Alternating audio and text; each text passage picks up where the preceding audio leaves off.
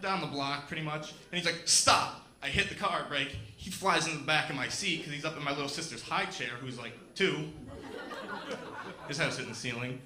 So then he gets out, and then we just finally drive home, and I just go straight to bed because I'm like, this is stupid, and that was it.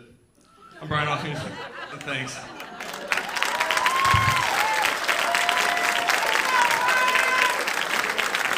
Ladies and gentlemen, that was Brian.